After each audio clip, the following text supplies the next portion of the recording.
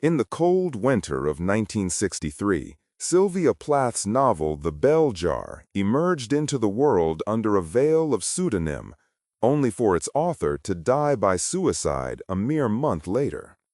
This haunting proximity between art and life invites us to ponder the echoes of despair that resonate through her work, blurring the lines between fiction and a foreshadowed reality. Today, we delve into this dark descent, exploring how Plath's masterpiece mirrors her inner turmoil with a quiet, unsettling prescience. As we journey through these pages, we uncover not just a story of mental anguish, but a reflection on the universal human struggle for meaning amidst suffocating isolation. In the final months of his life, a gaunt and feverish Franz Kafka instructed his friend Max Brod to burn everything: diaries, manuscripts, letters. He wished for his private agonies to turn to ash with him. Brod, of course, did not obey, and from that loving betrayal, the world was given The Trial and the Castle. An artist's work, once created, often develops a life of its own, a stubborn will to exist that pays no mind to the wishes or the fate of its maker. It simply is, and sometimes it becomes an echo chamber for a life that has just ended. A book appeared in the chilled air of London in January of 1963. It was a quiet arrival. The cover was unassuming, the author, Victoria Lucas, a name with no history, no weight. The book was titled The Bell Jar.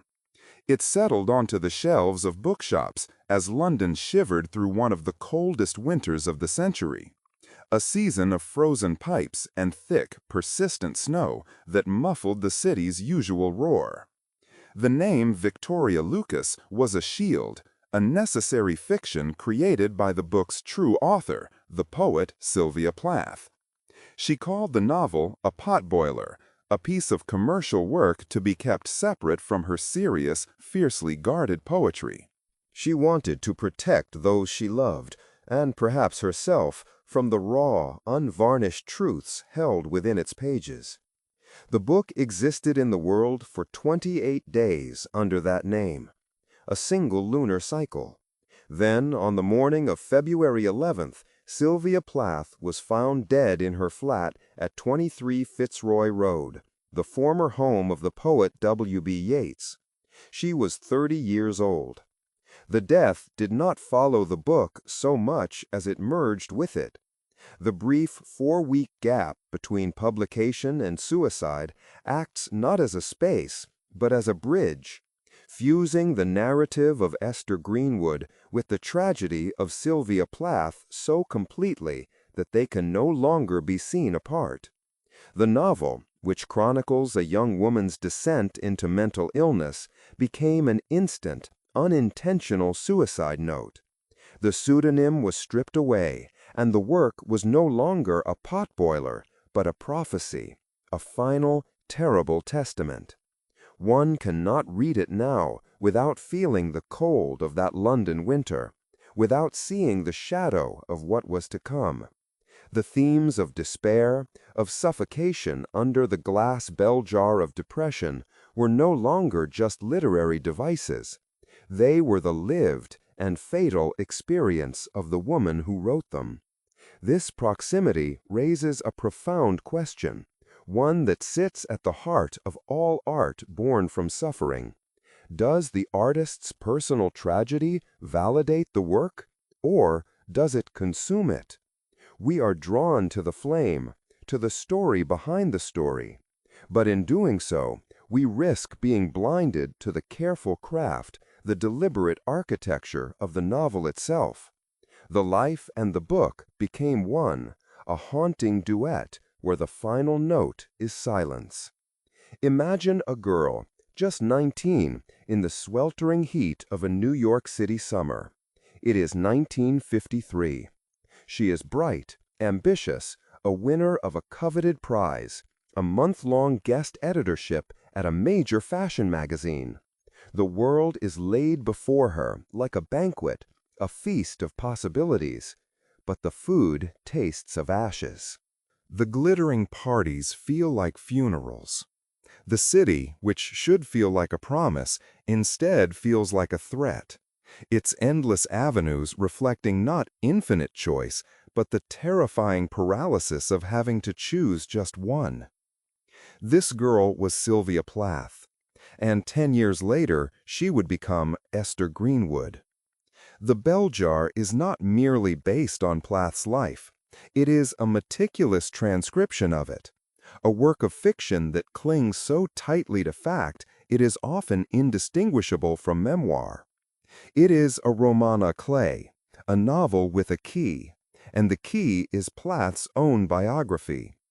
The glamorous, alienating internship at Ladies' Day magazine is a direct reflection of Plath's own stint at Mademoiselle.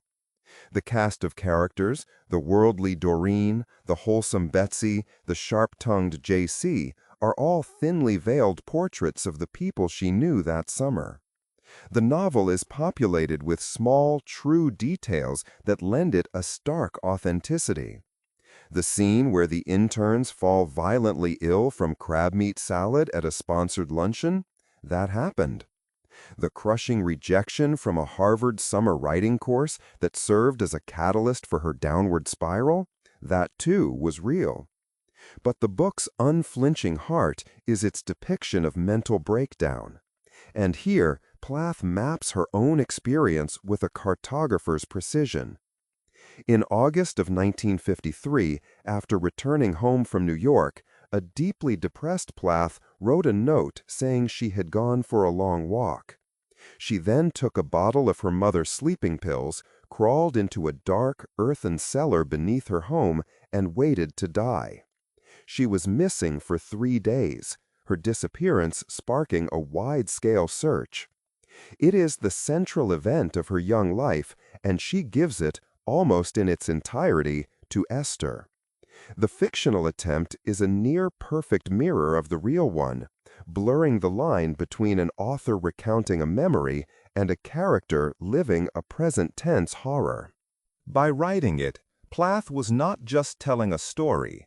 She was performing a kind of public exorcism, confronting the ghost that had haunted her for a decade. She was taking the chaotic, terrifying mess of her own past and wrestling it into the ordered shape of art. Through Esther, Plath dissects the suffocating societal pressures of the 1950s, a time when a woman's ambition was seen as a curious and often dangerous anomaly. She interrogates the brutal realities of psychiatric care in the era, the sterile institutions, the misapplication of electroconvulsive therapy, which she herself endured and which is depicted in the novel with harrowing clarity. The book is more than a personal history. It is a cultural artifact, a window into a specific time and the specific agonies it inflicted upon a brilliant, sensitive mind. The transformation of Sylvia's life into Esther's story is not an act of simple confession, but of profound creation. It is the deliberate act of an artist taking the most painful fragments of her existence and forging them into something that could speak for more than just herself. In doing so, the bell jar becomes a vessel, holding not only the story of one woman's descent, but the silent struggles of a generation, ensuring that the life, however short, would echo long after it was gone. The name itself, Victoria Lucas, was a careful construction, a fortress of anonymity. Victoria was for victory, a private, perhaps desperate joke from a woman who felt herself to be in a losing battle. Lucas, from the Latin lux, for light, was a nod to the very thing she felt slipping away from her. The pseudonym was more than a shield for her family. It was an attempt at psychological compartmentalization. Sylvia Plath was the poet, the one who wrestled with gods and demons in the tight, explosive confines of verse. Victoria Lucas was to be the novelist, the one who could turn trauma into a commodity, a story to be sold and consumed without implicating the sacred inner self. Plath's letters from this period reveal this deep ambivalence. She was intensely proud of the novel's swift, clean prose, which she had hammered out in just 70 days of furious work in 1961. Yet she was also terrified of its nakedness. She feared her mother's reaction most of all, the pain of recognition that would surely come from seeing her own well-intentioned but often suffocating love rendered so precisely in the character of Mrs. Greenwood. The book was a confession she wanted the world to hear, but only if it promised not to look directly at her while she spoke. That London winter was not merely a setting, it was an antagonist. The Big Freeze of 1963 was a meteorological siege, the most brutal winter Britain had seen in over 200 years. For weeks, the country was paralyzed under a blanket of ice and snow. The Thames froze over at Windsor. In London, milk bottles left on doorsteps froze solid, pushing their foil caps into the air on columns of ice. For Plath, alone with 2 small children in a flat that was expensive and perpetually cold, the weather became a physical manifestation of her own internal state. The pipes in the flat at 23 Fitzroy Road froze and burst. The electricity failed intermittently, plunging her into darkness and silence. She wrote to her mother of the Herculean effort it took just to keep the children warm, the daily struggle against a cold that felt personal, invasive, and absolute. This was the landscape of her final days, a world bleached of color, a city whose sounds were deadened by snow, an isolation so profound it was mirrored by the very air she breathed. The flat itself, which she had chosen with such hopeful, almost superstitious reverence for its connection to Yeats, became another trap. She had hoped to inherit his poetic magic, to draw strength from the walls that had housed another great literary mind. Instead, the building's history became another impossible standard to live up to, its cold, elegant rooms a backdrop for a very modern and very private collapse. Her solitude was a recent, violent amputation. Only 6 months prior, she had been living in a thatched Tudor cottage in Devon with her husband, the poet Ted Hughes. Theirs had been a literary mythology, a tempestuous, all-consuming union of 2 brilliant, ambitious minds. But that mythology had shattered in the summer of 1962 with the discovery of Hughes's infidelity. The ensuing separation was the earthquake that leveled the foundations of her world. She fled Devon, a place now poisoned by betrayal, for the anonymity of London. Hughes, therefore, is the novel's most significant ghost. While the character of Buddy Willard is a composite, drawing on Plath's early college boyfriend, his intellectual arrogance and conventional expectations for women are imbued with the shadow of her conflict with Hughes. The novel, written before their final split, nonetheless crackles with a prescient rage against a male-dominated literary and academic world that both men represented.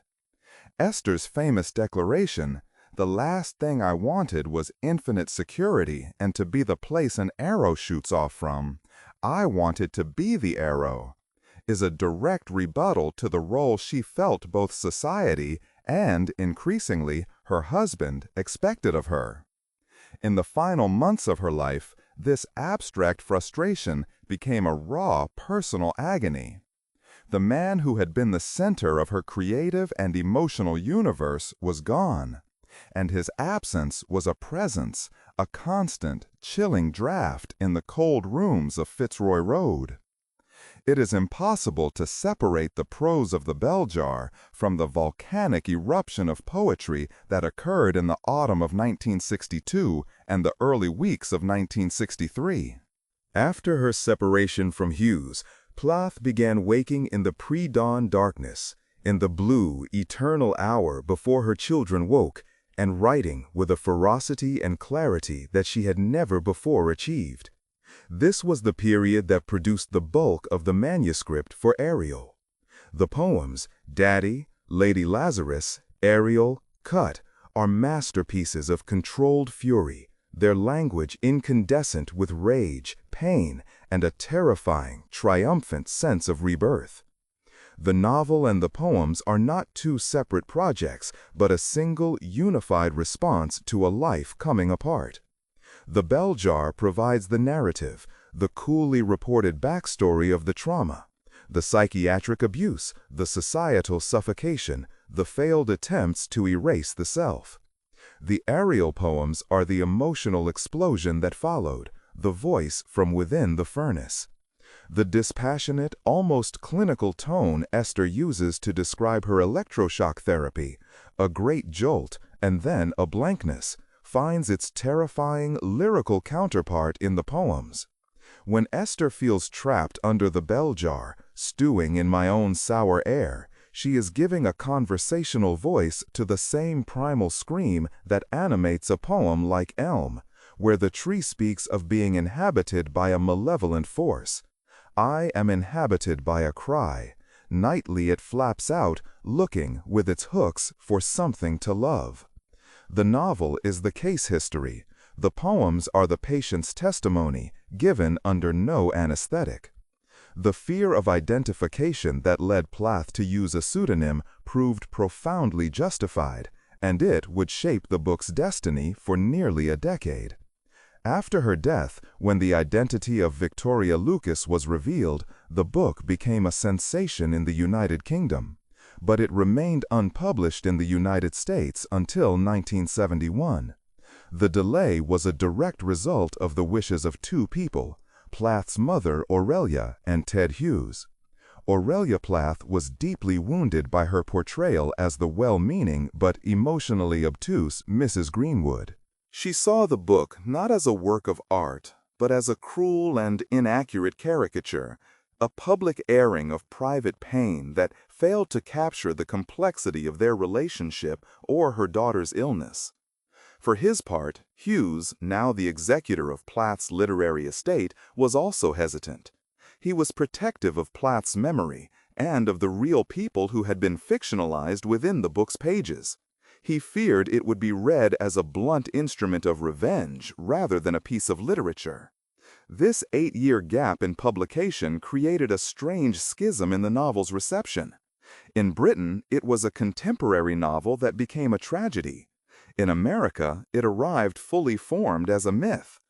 It landed in a post-1960s landscape supercharged by the rise of second-wave feminism. American readers received the book and the biography simultaneously. Esther Greenwood wasn't just a character. She was a martyr for the cause, a brilliant woman destroyed by the patriarchal pressures of the 1950s. The delayed publication ensured that the book would be read not as a potboiler by an emerging novelist, but as the sacred text of the cult of Sylvia Plath. Within the novel, the autobiographical keys unlock every door. The character of Philomena Guinea, the wealthy, eccentric novelist who funds Esther's scholarship and later her treatment at a private asylum, is a direct and compassionate portrait of Plath's own patron, Olive Higgins Prouty. Prouty, the author of the popular novel Now Voyager, had also suffered a nervous breakdown and had sponsored Plath's scholarship to Smith College. After Plath's real-life suicide attempt in 1953, it was Prouty who paid for her treatment at the prestigious McLean Hospital and who offered unwavering support. The novel's depiction of a more enlightened private institution where Esther begins to heal under the care of the kind and perceptive Dr. Nolan is a tribute to this real-life salvation. Dr. Nolan herself is based on Plath's therapist, Dr. Marvelous. Ruth Buscher, a woman Plath credited with helping her rebuild her shattered sense of self. This relationship is the novel's core of hope. Dr. Nolan becomes a surrogate mother figure who, unlike Esther's actual mother, understands the depth of her rage and validates it. When Esther confesses her hatred for her mother, Dr. Nolan's calm, accepting response is a moment of profound liberation. It is in these details that the novel transcends mere transcription of events. Plath is not just recording what happened, She is relitigating her own past, using fiction to create the understanding and validation she desperately craved in life. She is giving Esther the good doctor and the good institution that she herself had found, contrasting it sharply with the terrifying, impersonal hospital where she first received poorly administered ECT. The book's structure is itself a descent and a fragile reemergence, mirroring the trajectory of a depressive episode. The first half, set in the glittering, false world of New York, is a masterclass in alienation. Plath captures the specific horror of being young, gifted, and unable to feel any of the joy the world insists you should. Esther's paralysis in the face of choice, symbolized by the fig tree anecdote, where she imagines all the possible lives she could lead withering away while she starves, unable to choose just one, is one of literature's most potent metaphors for the anxiety of modern life. The language is deceptively simple, the observations sharp and often darkly funny. This journalistic coolness makes the eventual collapse all the more shocking. When the narrative shifts back to the suburbs of Boston, the prose begins to fracture. The controlled irony gives way to a disorienting, hallucinatory quality as the bell jar descends. Esther's attempt to write a novel, her inability to sleep, her increasingly erratic behavior, it is all rendered with an unnerving psychological realism. The suicide attempt is the book's centerpiece, a descent into a literal and figurative underworld, the crawl space beneath the house. Her rescue and subsequent journey through the asylum systems represent a slow, painful climb back toward the light, culminating in the ambiguous final line, "I took a deep breath and listened to the old brag of my heart. I am, I am, I am." It is an affirmation of existence, but a fragile one. It is not a promise of happiness, but a simple statement of survival, a temporary truce. Knowing what we know now, that truth would last for 10 years, almost to the day. The bell jar, she wrote, was always at risk of descending again. And in the relentless cold of that final London winter, it did. The central metaphor of the title was not a sudden invention, but a ghost that had long haunted Plath's private writings. Years before the novel, in a journal entry from 1958, she had tried to articulate the creeping paralysis of her depression, writing, "It is as if my life were magically run by two electric currents, joyous positive and despairing negative. I've been beautifully well, and then the negative current switches on, the bell jar descends." For her, it was a precise physical sensation, the feeling of being trapped in a vacuum, able to see the vibrant world outside, but unable to connect with it. The air growing stale with her own recycled despair. The novel gave this private symbol a public life, transforming a line in a diary into one of the most enduring literary images of mental illness. It was the perfect metaphor for an illness that isolates its victim in plain sight, creating a transparent but impermeable barrier between the self and the world. The novel did not emerge from a vacuum. It stands in direct conversation with another landmark of American adolescent alienation, J.D. Salinger's The Catcher in the Rye, published a decade earlier. Esther Greenwood is, in many ways, a female counterpart to Holden Caulfield. Both are hyper-intelligent, deeply sensitive observers who are repulsed by the hypocrisy, the phoniness, of the adult world they are about to enter. Both narrate their stories in a distinctive, disaffected first-person voice, a blend of sharp-witted cynicism and profound vulnerability. Where Holden wanders the lonely streets of New York railing against a world of sellouts, Esther navigates its suffocating cocktail parties and magazine offices with the same internal eye-roll. But Plath takes Salinger's model and subjects it to the unique pressures of gender.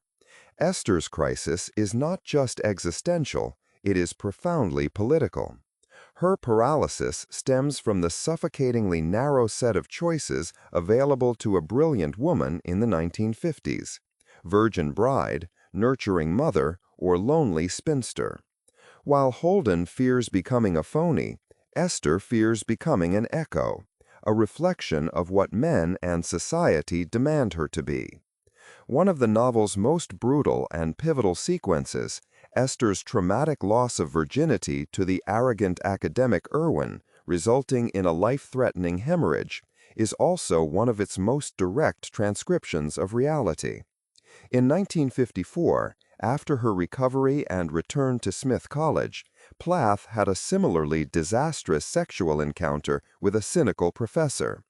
The real-life event, like the fictional one, ended in a trip to the emergency room, a scene of shocking, impersonal violence that conflated sexual initiation with physical trauma.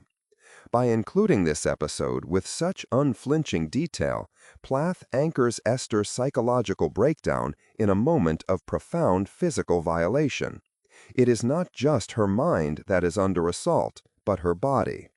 The scene shatters the romantic myths of first love and sexuality, replacing them with a stark reality of blood and betrayal.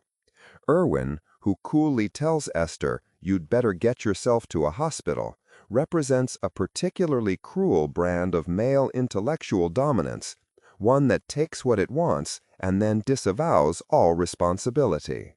For Esther, the experience confirms her deepest fears about the world, that intimacy leads to injury, and that her body is yet another arena in which she can be victimized and abandoned. The novel's critique of the psychiatric establishment is far more nuanced than a simple condemnation.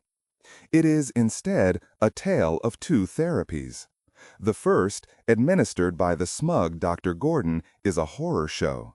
The electroconvulsive therapy is botched, performed without proper anesthetic or muscle relaxant, and it feels to Esther like a punishment, an execution. It deepens her trauma and confirms her paranoia. This mirrors Plath's own initial terrifying experience with ECT at Valley Head Hospital. But the treatment she receives later at the private asylum funded by Philomena Guinea and overseen by Dr. Nolan is depicted as a path to healing. This second round of ECT is administered with care and competence. It lifts the fog of depression without erasing her memory or herself. Plath is making a critical distinction. It is not the treatment itself that is inherently barbaric, but its misapplication by an indifferent and patriarchal medical system. The novel also gives a chilling name to another since-discredited practice of the era, insulin coma therapy, which Esther witnesses being administered to another patient, Joan. The very idea, inducing daily comas with insulin overdoses, adds to the landscape of institutional horror, making Esther's eventual recovery under a compassionate doctor feel less like a given and more like a miraculous escape. The prose style Plath chose for the novel is a deliberate and crucial artistic decision. It is worlds away from the dense, mythic, and explosive language of her poetry. Esther's narration is characterized by a cool, almost detached tone, a laconic wit that reports on horrific events with an unnerving calm. This flat affect is not a sign of stylistic failure, but a brilliant rendering of clinical depression and dissociation. It is the voice of someone observing her own disintegration from a great distance, as if from under the glass of the bell jar itself. When Esther describes her first suicide attempt, lying in the dirt and swallowing pills one by one, the language is procedural, almost mundane. "It was black and warm," she reports, "and I thought what a beautiful place to be." This chilling lack of sentimentality forces the reader to supply the horror, making the experience more visceral and immersive. The starkness of the prose acts as a kind of negative space, highlighting the raw, unstated agony beneath the surface. It is the voice of a witness, not a victim, and its control is what makes the narrative's eventual emotional fractures so devastating. A key figure in Esther's journey is Joan Gilling, a girl from her hometown who ends up in the same asylum. Joan functions as Esther's double, a dark mirror reflecting an alternative fate. She is everything Esther is, but also what Esther fears becoming. She dates Buddy Willard, she is institutionalized, and she is a lesbian, representing a path of sexuality that Esther briefly and with great anxiety considers for herself. Joan's presence is a constant, unsettling reminder of the thin line between sanity and madness, survival and self-destruction. Her eventual suicide by hanging is the novel's final, tragic turning point. In a sense, Joan dies for Esther. Her death acts as a form of shock therapy, a brutal confrontation with the reality of the abyss that Esther has only peered into. It is a proxy death that seems to exercise Esther's own suicidal impulses, allowing her to finally choose life. The real-life parallel was a woman named Jane V. Anderson, a fellow student from Smith who was also treated at McLean. While Anderson did not commit suicide at that time, her shared experience of breakdown and institutionalization provided the raw material for the creation of Esther's haunting doppelganger. The description of the bell jar as a potboiler was not just false modesty. It was rooted in the harsh economic reality of Plath's situation. In the wake of her separation from Hughes, she was a single mother of 2 young children with very little income. The advance she received for the novel from her British publisher, Heinemann, a modest sum, was a vital lifeline. She approached the book with a professional's discipline, seeing it as a way to break into the more lucrative fiction market and establish a career independent of Hughes. She wrote to her mother about her hopes that it would be a commercial success, something that could provide the financial security she craved. This context reframes the novel's creation. It was not solely the product of a tormented soul compelled to confess. It was also the work of a determined, ambitious professional writer trying to support her family. This practical motivation coexisted with the deep psychological need to process her past, creating a powerful fusion of art and necessity. The control that others exerted over Plath's work did not end with the 8-year delay of the American publication. After her death, her literary estate, managed by Ted Hughes and for a time his sister Olwen, became a fortress. Hughes famously admitted to destroying Plath's final journal, the one detailing the last months of her life, claiming he did so to protect their children. He also curated and edited the manuscript of Ariel, reordering the poems and removing some of the most scathing ones, shaping the narrative of her final creative outpouring. This act of editorial intervention, however well-intentioned, fueled decades of feminist critique and speculation, cementing Plath's status as a silenced voice. The story of the bell jar is therefore not just the story of its writing and its immediate aftermath, but also the story of its life after its author was gone, a text fought over, interpreted, and mythologized.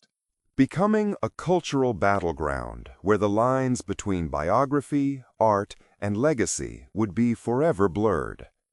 It remains an echo chamber, not just for Plath's life, but for the ongoing arguments about who has the right to tell her story. In retracing the dark descent of the bell jar, we find not just a narrative of personal collapse, but a profound meditation on the intersections of life, art, and mortality. Plath's work endures as a testament to the courage required to confront one's demons, reminding us that even in the depths of despair, there is a universal search for light. As we close this exploration, let it inspire a deeper self-reflection on the echoes that shape our own stories, and the quiet resilience found in acknowledging the shadows.